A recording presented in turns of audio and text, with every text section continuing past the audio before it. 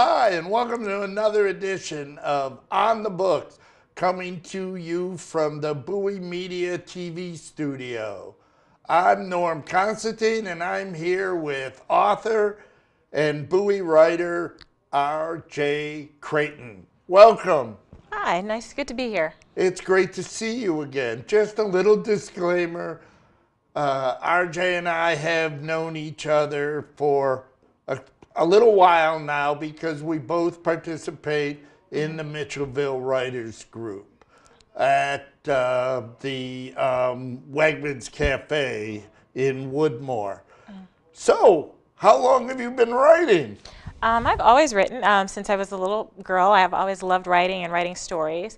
In college, I majored in journalism, so after I graduated, I spent a couple years working at the Kansas City Star, and I wrote for some little strange trade publications, including Solid Waste Report. Oh, Solid Waste Report. I got to put that on my must-read list. But trade publications. Yes, trade. Well, when did you turn to fiction? In the past, I want to say 3-4 years, I turned to fiction. My first book came out in 2013. So I think I started writing I have 2 children, and so once my youngest daughter was in school, I started writing again, fiction, because I hadn't been writing professionally after my daughter was born. Did the journalism background help you? I think it did. I think it helps a lot in being clear. You know, some people try to be flowery over clarity, and I hate that. I agree with you. Curse those adverbs and adjectives. Yes, so I like clarity, and so for me, so journalism was great in terms of helping me know how to write in terms of the who, what, where, when, and why. And it's also nice because when you're a journalist, you have to go interview people, and they're really they're really as interesting as you like them be. Some person you talk to them, and they're just they say things, but they're not like you, Norm. They don't say these wonderful quotes where you're like, oh wow, that's great. So thank you very much. So when you're writing, do you interview your characters? I don't necessarily interview my characters, but I do have them say things that are interesting and inflammatory and fun, things that you wanted when you're a journalist and you're sitting there and you're writing your story and you're like, this is the most boring quote ever. I wish he'd said something more exciting. Well, I've heard some politicians say some journalists write fiction, but we won't go there. Wow. So what is your writing process? In terms of process, I generally come up with an idea, a basic sort of concept, and then I sort of see where it takes me. Usually, if I'm going to sit and write a book, I'll have an idea of where I want the book to end, and I'll have an idea of where I want it to begin, and sort of the middle is what I've got to come up with. Sometimes I will just write something as a short story, just kind of if I have a nugget of idea, but I'm not really sure what I want to happen, and just sort of see where it goes. But if I'm actually going to sit and write a novel, I kind of have a little bit in my head where I want it to end. Do you write every day? Try to? It depends. I had been writing every day last year, and I actually was cataloging my writing, and I wrote like 400,000 words last year, just to keep track. But it felt very stressful to me, writing every day, and so I kind of decided that I was going to try to write, like kind of do a month of writing and then a month of editing. So I had a chance to really go through and look at what I wrote. So you make a separation. Yes, so make a separation, and yeah. So, I understand that you have a series in production? Yes, I have a new series coming out. It should come out early this summer. It's called The Virus Series, and the first book in the series is called Concealed. And this book will come out this summer? Yes, it will be out this summer, and it's the part 2 of the book, Exposed, will also come out this summer, about 3 weeks after Concealed does. And so I started working on it sort of around the end of probably 2014. I got the idea for it because of the Ebola sort of crisis and what was going on there and all the people, the concern and the worry about what would happen with its spread. And so this book follows a teenager, Elan, and her father, who's a scientist, and he's trying to come up with a cure for a disease, which is airborne. And it's really rapidly sort of killing off the population. And they're all underground in a special protective housing. The whole series will be out across the summer? The books 1 and 2 should come out in the summer, and then the third book, the final book in the series, will come out in the fall. So book 2 is written. Book 2 is written. Book 2 is done. Book 3 is partially written. So it's just a matter of getting them out because I want them to come out fairly close together. So I probably could have released book 1 earlier, but I want them. I like the idea of them coming out close in time. So you can do 1, 2, and then 3 shortly So thereafter. you're in charge of the publishing process. Yes, I am. I'm a self-publisher at this point, and so I am in charge of the publishing process. Now, I have submitted Concealed to a program with Kindle, so it could possibly publish through that. But right now, it's going to be me. I see. And so the self-publishing process, I understand you're very familiar with it. Yes, I am. Because you've actually studied it in detail. I'm very familiar with it. I actually write for a group called Indies Unlimited, which is they're a blog, and they do self-publishing tips, and so they offer every day their articles about self-publishing, and I've also sort of written a book about self-publishing, and so I've done the process, and it's, a lot of people think it's really hard, but if you want to do it, it's, you just have to get yourself a list and go down and do it. It's a very doable process. So actually, a big-time author, Stephen King, tried to publish a novel. He published it purely online, purely by himself. He abandoned the self-publishing idea. What really draws you to it?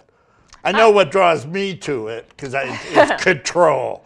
I like control. Well, Stephen King abandoned it because it was before the age of self-publishing. I mean, he did this, probably 20 years ago. He did. When it was, when it was just really the internet. And so what's changed a lot since he did it is Amazon. And so as a company, they have sort of made it really easy for people who want to self-publish to self-publish. If you have a Microsoft Word document and a cover, you can get your book up and on Amazon and for sale, in an hour. If it's all done and ready. And you have all the control. You get to pick the cover, you get to make sure it's edited how you want, you get to write the blurb, and so you get to do it all. And if you want to have a print copy of your book, you can get it published through a print-on-demand place like CreateSpace. And so it's very easy, and you can do it all from your comfort of your home. You don't have to track down, all these people to be like, well, how much does it cost to print per page? Because right now they do what's called print-on-demand publishing, which is where you just print one book. So when someone orders your book, they print one copy and they send it to you. So you don't have to have 7,000 copies of the book in your home to get it to a reasonable price to print. You upload the file, and then when someone orders it, the company sends them a printed book. And so you've spent a lot of time not just writing your fiction, but you've also the self-publishing roadmap. How did this book come about? A lot of people would ask, how do you self-publish? And so I thought, well, since people are asking, I'll write a book, because it's not complicated. I think people get intimidated by the idea of like, oh, there are so many parts to it. It does have a lot of parts. There are a lot of things that happen in the process, but it's not hard. It's just a lot. And so you just need someone to sit down and explain to you. You do this first, and this first, and this first, and this first. And as you do, once you finish all those steps, you'll be done. You'll have your book. And is it selling? The self-publishing roadmap, it sells a few copies every once in a while. Okay, which, by the way, all of Miss Creighton's books can be found on Amazon, and I suggest that you go there, and if you wish to examine any of them. She also does seminars, and there's one tomorrow, April the 9th. Because the show will be on after April the 9th, and I don't want people at the College Park Library Book Festival. And so if you see, there'll be more of her seminars, which she does with last week's guest, Jim Brown, who's another member of our writers group. So back to self-publishing. I self-publish a book. You said your roadmap sells a few copies. how do I distinguish myself? That's a question everyone would like to answer. I mean, I think you have to, you can write the best book that you want, but it does have to sort of find an audience. There are lots of different strategies to marketing your book. It depends on what kind of book it is. Like a lot of people, if they have a series, they'll make the first book in their series free, and the future books will sell. But it's a process, so it can be hit or miss. I mean, if everyone knew what the secret was, every book would be a bestseller. Now, speaking of, The Martian was self-published, was it Yes, not? it was, yes, by Andy Weir. Yeah, he self-published it on he actually didn't even self-publish it on for a sale site. He self-published it on his website, and then he got people saying, well, I'd like to read this on my Kindle. Now, we've been talking about self-publishing. Is there a possibility for people out there to become self-publishers? In other words, is there room to compete against Amazon from what you know about the industry? To compete against well, I mean, Yes, could I make Norm Constantine Publishing? Well, I mean, Amazon is a publisher, but they're more of a distribution network. I mean, so I mean, they're more of a bookstore, I guess. So you wouldn't want to really compete against Amazon, but you could publish with the big boys and get in there and get your books. I mean, every self-published book has a chance to get big. I mean, there were a lot of self-publishing success stories. There's like Amanda Hocking, who she was known as the 99-cent millionaire back, I think, in 2010. She wrote tons of books, published like 15 or 16 books over the course of a year. Not that she wrote them at the time, but she'd had a while. No, I understand. She'd been trying to get them traditionally published, and they hadn't had any success. And so she put them all out, and she, made millions selling them for the first for 99 cents and the rest for more. And then there's Hugh Howey, who also went and he became a big seller with his Wool series. So, I mean, you can compete with any other publisher out there with the book. There's no limit. Is it possible for a big traditional publisher to put the book on Amazon? After you self-publish it? Yeah. Traditional publishers... No, what I mean is I write a book. Mm-hmm. You put the book out as a traditional publisher. It's everywhere. Mm-hmm. Then take the book, although I don't know why they would do it, and publish it, republish it on Kindle. Well, they do that anyway, don't they? Yeah, traditional publishers publish it. Okay, I lost my train of thought, Bowie. Sorry. So all of your books are going to be self-published? It depends. I mean, right now, Amazon has a program where they will publish. They have a publishing branch, not just a selling branch. So I have one of my Concealed is up to see if I could be published through the Kindle Press. But if it's not, I'm going to self-publish that. Okay. What would you suggest to a new writer?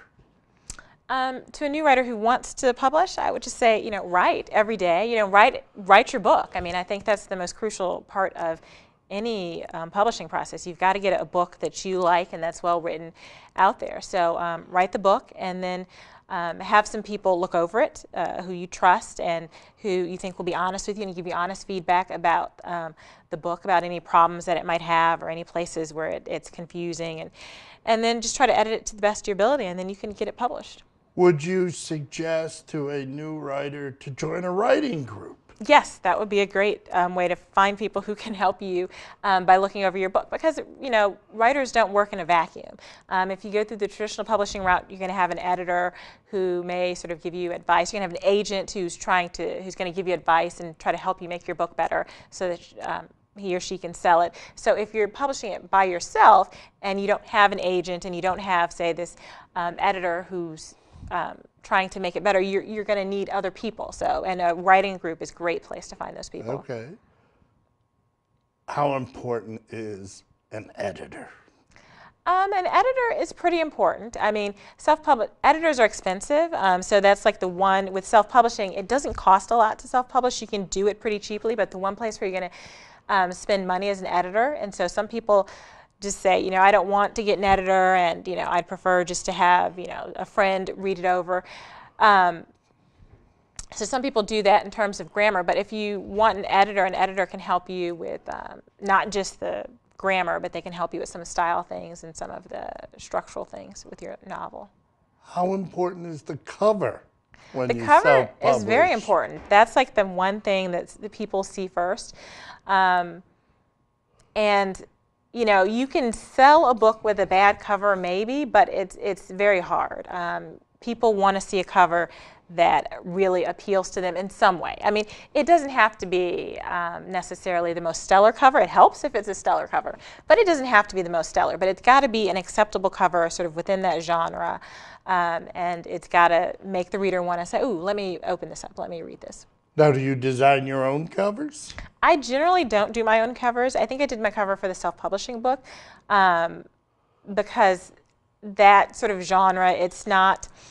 it's fairly sort of simple. The covers are very simple. They're not complicated. They're not, you know, for self-help and those kind of books, they're just not really complicated covers. I think when you go into genres, you want to really sort of look at the other covers in that genre, and it needs to look very, very sort of professional. So mostly I've bought covers, and you can get covers very cheaply. Like there are a lot of cover websites that make pre-made covers, and I mentioned some of those in my book. And you can get them for as cheap as $25, $30, or you can hire somebody to make a cover for you. And some cover designers who do covers for you will do them for as little as like $60 or $70, and they'll just say, you know, you go pick an image for me from a site. There are sites that sell images from this site, and I will make a cover around the image you select. So you can get it, and you can even get it somewhat customized for not a whole lot of money. Okay, and you think that that's very important. Mm-hmm. Yes. When you're getting ready to self-publish the book, how do you pick who does it?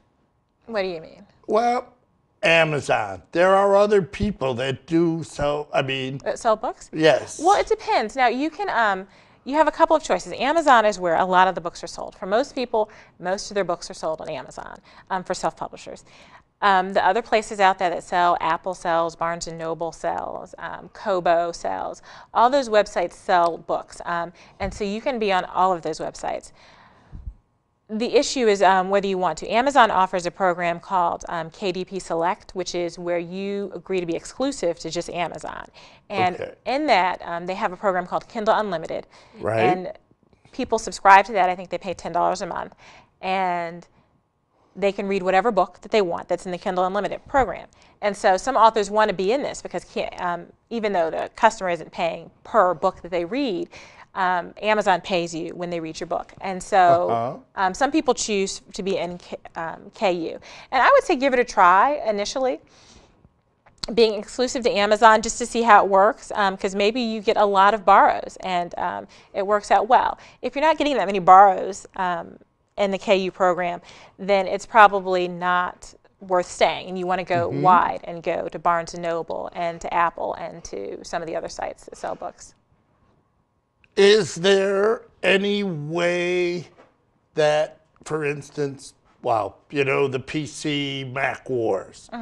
Well, there's also the Kindle Nook Wars. I don't know if that's much of a war. Well, but can I put my book on Nook and Kindle at the same time? Yes, if you sell through Barnes & Noble and you sell through Amazon, it will be available for Nook and Kindle. But again, I'm trying to think, the person who purchases it, people are device sensitive. So if you buy a book from Amazon, you have to read it on a Kindle. You can't read it on a Nook. So you will probably buy all of your books from Amazon. If you buy your books for your Nook, you will probably buy them all through Barnes & Noble because you can't read Amazon's books on the Nook. It doesn't read. Amazon does a file called Mobi. You can't read Mobi files on Nooks. Right. Well, that's exactly what. But if I wanted all people to be able to read my book, I'd have to publish it both places. Yes. And do the publishers take issue with that? No, unless you're a join select, nobody cares. That you have to do what you want to do. And there are some people who say, I sell most of my books through Kobo, and they're outliers, but you're never going to know if you're going to be that weird person who sells almost all their books through Kobo unless you actually sell on Kobo. Now, you had mentioned that Amazon has an exclusive program. Is that permanent? No, that's just, it's you commit to be exclusive, but you commit just for 90 days. And to be honest, if you said to them after 30 days, I want to be out of the program, they would let you out of the program probably. They made some changes to the program last year, and so they were like, just let us know. Okay. So Now, would you recommend an author get a lawyer when they deal with these companies? no. I mean, you can get a lawyer, but what would be the point? It's all, it's all boilerplate. They're not going to change it for you. If you don't like it, you just don't join the program. Well, I know with traditional publishers, Right. there may be a great need to have a Right. lawyer. If you want a traditional publisher, you should get a lawyer to look over your contract, because it's an actual contract that's negotiable. But it's sort of like clicking, when you purchase your software, your word processing software, and they say, "Do you accept the terms?" There's no chance to strike stuff out. There's just, you either accept the terms or you don't accept the terms. And so it's the same with any of these places that you publish through: Amazon, Barnes and Noble, Kobo. What about the copyright? The Who owns it? You do. When you self-publish, you own the copyright, and you retain the copyright. Now, that's a big difference between self-publishing and traditional publishing, because when you traditionally publish, your publisher has the copyright. And it used to be in traditional publishing that their contract specified that the copyright was with the publisher until the book went out of print, or 7 years. But with ebooks, books don't really go out of print. So when you hand over your copyright, you're handing it over forever, basically. So if you're self-publishing, that copyright is yours forever. And the copyright, in terms of traditional publishing, is usually for the print and ebook rights, and you would retain the film rights if somebody wanted to write a film, or if somebody wanted to do an audiobook. You might, I don't know with traditional publishing if you retain those rights or not, but those are separate rights: audiobook rights, print rights, ebook rights, film rights. And so as self-publishing, you can actually do audiobooks too. There's some sites that let you do those for very low cost. Okay. Now, how copyable is your book when it appears on Kindle? Well, it's incredibly copyable for anyone who wants to do it. I mean, it's not difficult to copy a book. You download the Mobi file and then you strip it. Even if it's got like DRM, if somebody wants to, DRM is like digital rights management. It's supposed to keep your book protected and keep people from copying it. But my 12-year-old son could probably figure out how to do it. There are lots of programs out there that let you strip the DRM. So your book is vulnerable in that sense. But most people who are downloading your books aren't out there pirating them. There's some people who even say, if pirating is less important because it still gets your book out there to people. But pirating is not, I don't think, as big of an issue as people think it is. Who sets the price? If you self-publish, you set the price. If you are with a traditional publisher, your publisher sets the price. So self-published books tend to be lower because traditional publishing authors earn maybe anywhere from 12 to 20% of the book's purchase price. With self-publishing, you earn probably around 70% if your book is over $2.99 or more. So you tend to make out more, even charging less for your books, because you're earning so much more of a percentage. Right. Well, I guess my question, Amazon, if I wanted to sell my book for 50 cents, will they allow me to do that? No. Amazon has some minimum pricing requirements. Their minimum pricing requirement is 99 cents. If you go to some of the other publishers, like Barnes & Noble or Kobo or Apple, they will let you set your price at $0. I don't know all the restrictions on price setting. Like I don't know if 50 cents is a viable price or not, if you could actually do that. They do all have some kind of pricing restrictions, but I'm not familiar with them. You can definitely set at a lot of the places you can set for $0. You can give your book away for free. Most try to get you at 99 cents and then go up.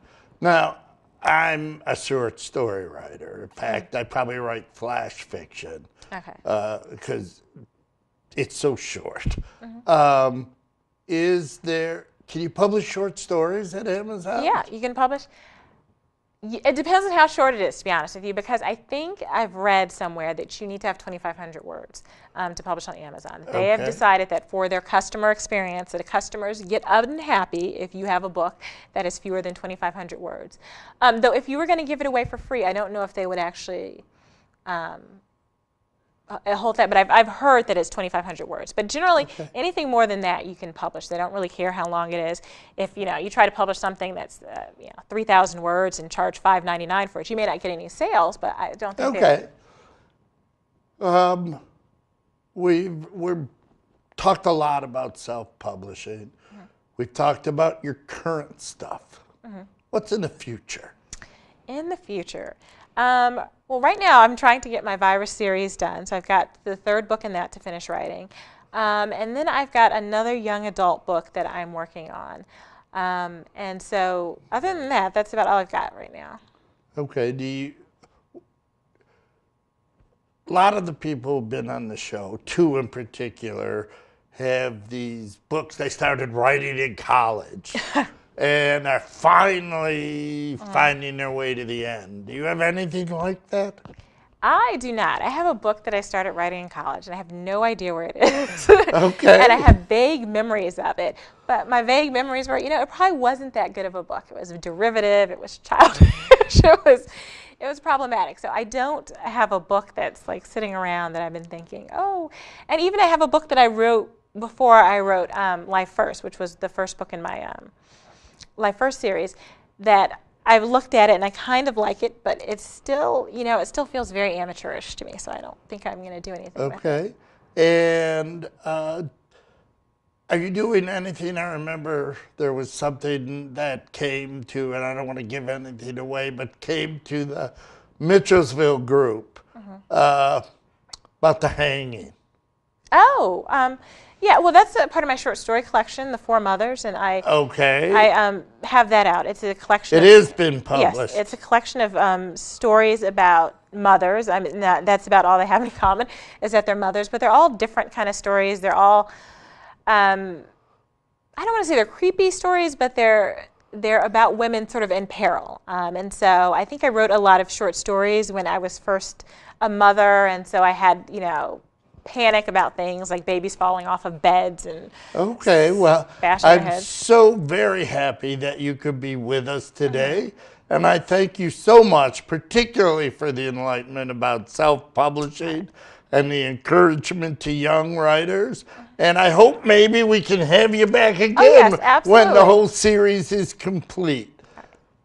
I hope if you've got a book out there and you want to be on the books, you can join us.